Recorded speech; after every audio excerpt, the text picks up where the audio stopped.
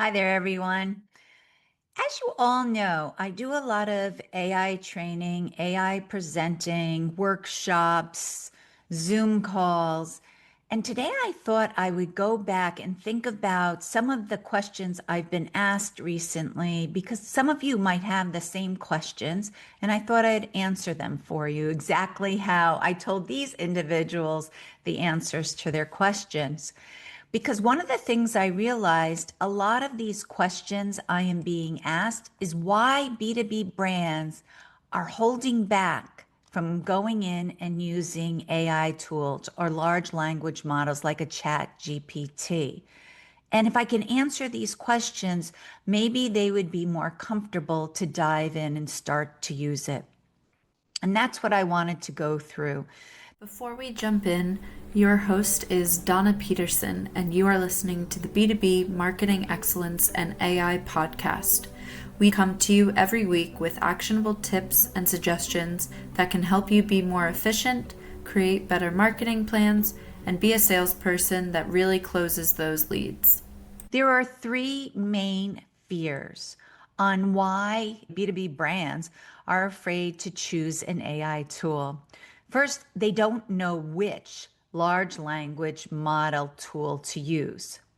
Should I use ChatGPT? Should I use Claude? Should I use Gemini? I think Gemini is going to be better. I don't want to spend my time learning ChatGPT if Gemini is better. We've got Copilot built into our Microsoft tools. We want to use that. I'm here to tell you that no matter which one you decide on, they're very similar. And the best thing is to jump in with one and just understand how large language models work. So don't be afraid to get on ChatGPT. And that's the one I talk about the most because that's the one I jumped on early. That's the one I've trained the most.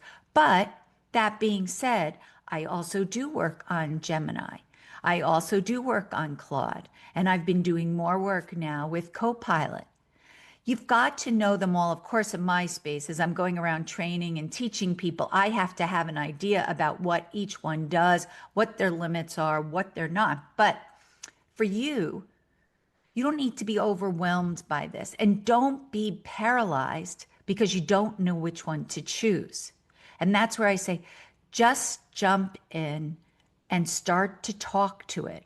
That's what I always said about ChatGPT. Because the biggest thing I hear, this is number two reason why, is people come back to me and say, Donna, I don't want to learn another technology. With these large language models, think of it, it's not a technology that you have to learn. What you have to do is you've got to learn how to converse with it. You've got to learn how to talk to it. You have to learn how to tell it specific instructions so you get back exactly what you want. And so for reason why, number two, there is no technology to learn. If you can talk to a friend or you could call me up on the phone and talk to me, it's the same thing. And reason number three, AI is going to harm those personal connections you have with people. If you start going onto AI and creating very generic emails, yes, it's going to ruin those personal connections. But that's why I'm here. This is why I started the podcast, not only for B2B marketers to understand quality ways of doing marketing, but also how B2B brands can use AI so it doesn't tarnish their reputation or these personal connections they have, but how to deepen them. And I will tell you 100% just from my own use of ChatGPT, it has helped me to develop the relationships deeper because I'm able to find out more intricate details about the people. I'm able to serve up email messages that speak directly to them and answer challenges that they're having. But the third reason why is because it's freeing up my time. It's freeing up my time that I would normally be spending doing the research, writing that content, and getting out there so that now I can pick up the phone. I can go to more conferences. I can schedule more in-person meetings.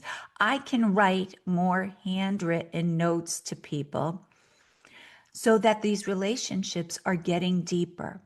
So those are the three reasons I'm seeing right now. One, they don't know which large language model to use. Two, they're afraid that it's going to ruin their personal relationships. And three, they don't want to learn a third technology. So I've already told you those three are already out. We can solve all three of those. So let's jump in. This simple explanation about the large language model, like I mentioned, they're all basically the same. And it comes down to you've got to respond and talk with this large language model. You've got to give it direction. You've got to set the tone. Here at World Innovators, everything we do here at World Innovators should sound very grounded, simple, and caring. I want everything we put out there to have actionable steps.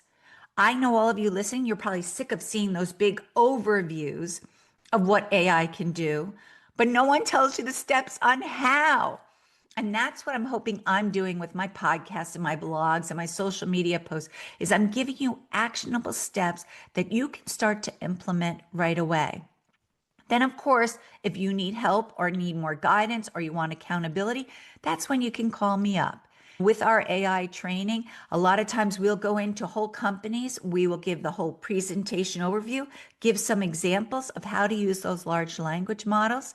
But then those monthly calls is where we really get down into the nitty gritty of how is each individual within the corporation using AI? Is it working? Is it not? Let them share ideas with each other.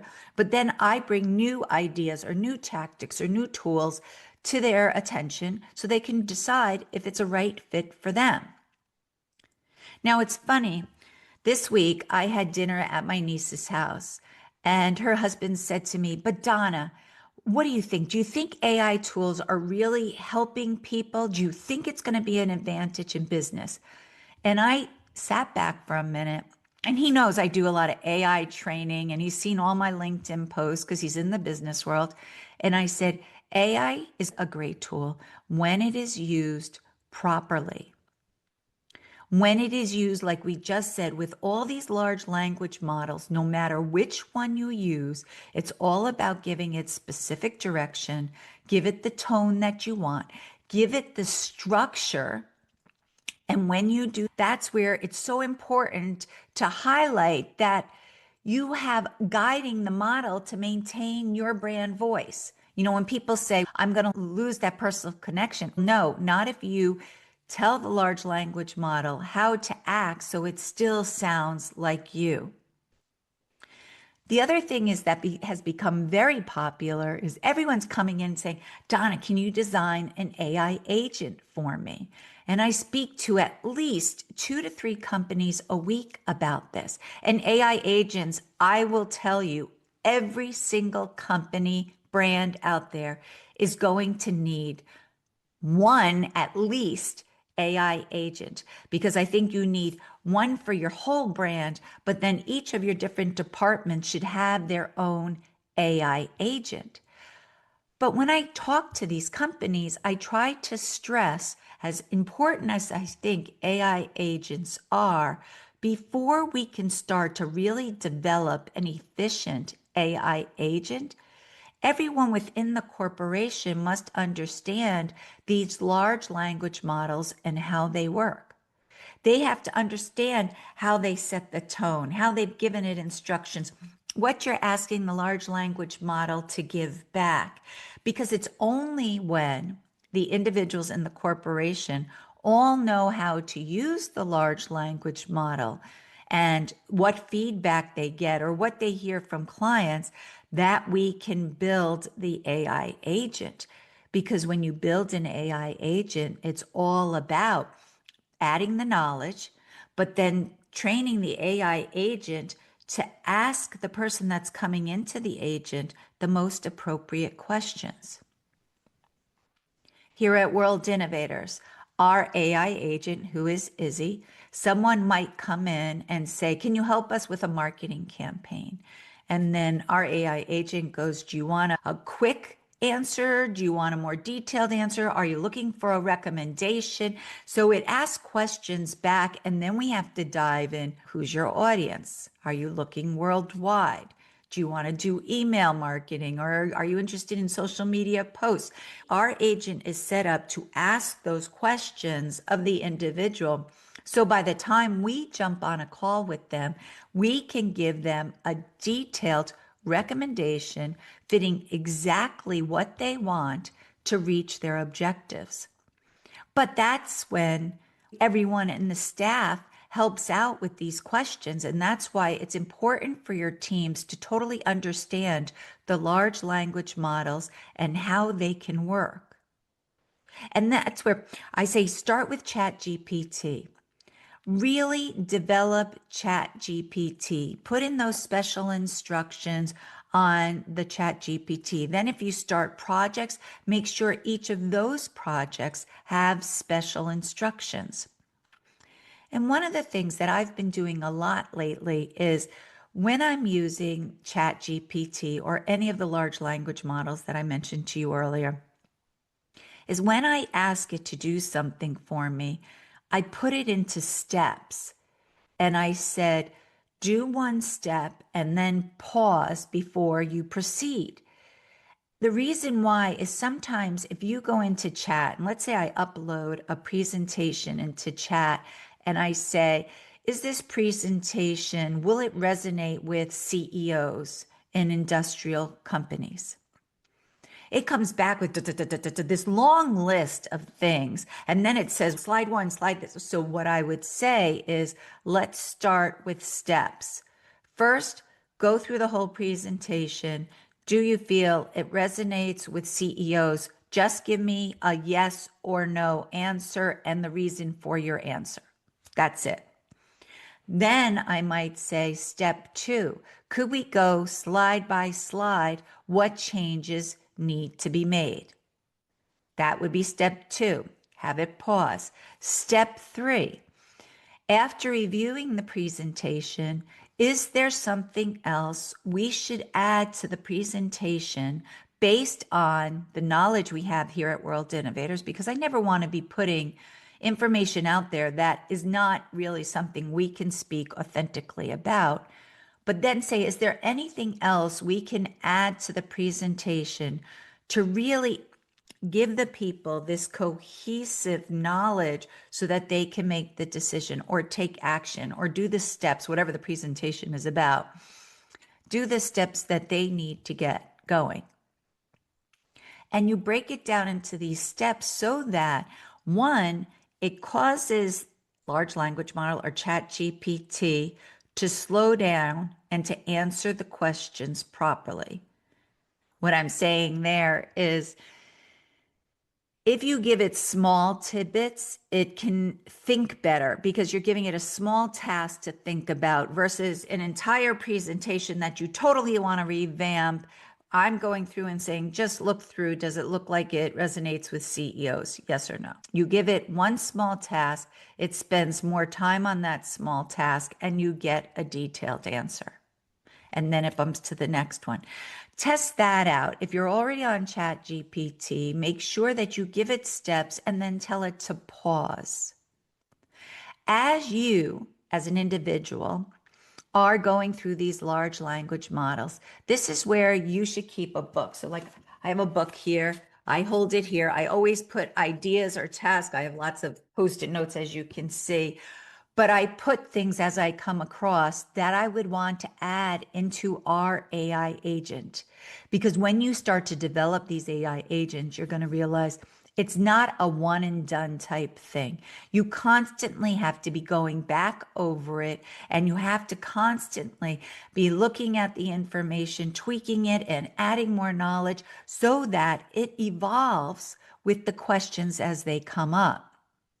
And that's why it's important for everyone on your team to understand large language models so that they can give the input that you need to make an effective AI agent. The other thing we're seeing is sometimes when people are scared and they don't know which large language models to use, they have gone and they might have a large software platform like a Salesforce or a HubSpot, and they'll say, I'm just going to use the AI features they have. Again, why that is wrong is you've got to understand how these large language models work in order for you to get the most out of these software platforms. And I'm not saying don't use the software platforms, which of course you're going to because we all have them. For us, we've been on HubSpot since 2010. If anyone came in and told us to stop using it, I'd be like, no way, we're not going to do that. But just going and using the add-ons on these platforms gives you that false sense of security. And it's risky without understanding how large language models work. You have to remember, with these large language models, it goes back to the old adage, garbage in, garbage out. Like your diet, like a week fitness routine. If you put garbage in, that's what you're going to get back out. When you're using these large softwares and they're using their add-on features, you've got to make sure you're putting good information in so you get the best results out. But if you don't know how large language models work, you're not going to be able to do that. And some people might say the software, the platform company's helping us. They're designing it. No one knows your business or your job role better than you. I'm going to say that again. No one knows your business and your job role better than you. You have to know the large language models. You have to know what questions you ask and the types of response. You have to train those large language models to respond like you would respond. Here at World Innovators, I wouldn't want anyone to get a response from us saying, oh, you need that? We do email marketing, we do this, and just selling our services. No, that's not how we are here at World Innovators. We are about giving information. So I need to find out about the individual and their objectives and what they want. Just like I said with our AI agent, Izzy, she is to make sure she asks those people the information so I know, is their campaign worldwide? What channel do they want to use? What is their main objective? And when I have, that's when I can serve them up the best information because I'm getting the best information and the specific details I need from them. To recap, I know those software platforms have add-on features that do give people feel like they have security, but it's a false sense of security because the only way that those platforms can do an effective job for you is if you truly know how the large language models work. Take the time. And even if you've listened to all my podcasts, even with us, I am constantly learning new things every week, just like that. I always did it before where I would tell Chat, ask me one question at a time, because as I've mentioned to a lot of people, when I'm asking ChatGPT to do something for me, I will say, ask me questions if you don't understand my objectives. Ask me questions if you feel there's other information you need to give me back the best information. But ask me these questions one at a time. Here, it's going to help me think about just one question and answer it thoroughly. And then Chat can respond to that answer as detailed as possible. We're spending the time to really work with each other. Again, think about meeting a friend at a coffee shop. You wouldn't meet the friend and say, oh, so what did you do this weekend? When are you going on vacation? What are you having for dinner? How are the kids doing? You wouldn't ask them 5 questions in a row. You would ask them one, you would have a conversation back and forth, and then you say, oh, by the way, is your mom feeling well? We get into that next question back and forth. So do that. This week, after listening to this episode, I want you to take one practical step that you can take to get more detailed messages out of your large language model. If you're already using a large language model, do what I said. Do the pause before you proceed. Do it one step at a time. Do a test to see, do you get a more detailed answer if you give it one task versus a whole paragraph of tasks? And if you're not on a large language model, I am here. I am pleading with you. Please do not put it off. Don't put it off so that you can read every possible news article about which large language model is the best, because this race of which is the best large language model, it's not going to stop. I don't feel we're ever going to get it definitive because each one of the large language models keep evolving. Right now, ChatGPT is the worst it will ever be because it's only going to get better, just like all the other platforms. Right now, they're the worst they're going to be, but they're going to constantly get better. So jump in if you're not on a large language model. Get on one right now. Go to openai.com. Go to Copilot, open that up, start to work with it. And then if you have more detailed questions for me, feel free to reach out to me at dpeterson@worldinnovators.com. Also leave any comments below and I'll get right back to you. And then remember, here at World Innovators, we do AI trainings where we can come right into your organization, speak to the entire team, and then have monthly calls.